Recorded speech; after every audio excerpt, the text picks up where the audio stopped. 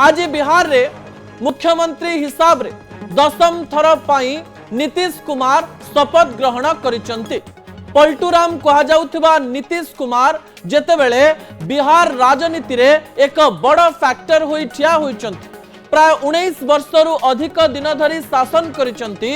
सेही समय आज नवीन पट्टनायक को नहीं नीतीश कुमार का सहित जोड़ी किछि विश्लेषणर आवश्यकता रही बोली अनेक लोक मन करुचंती।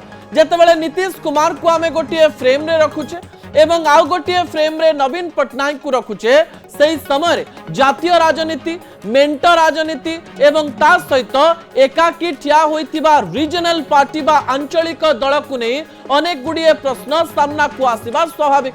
एही समय मोर प्रथम प्रसंग हेउची मिसिले मिलिबो शक्ति। यार अर्थ कोन?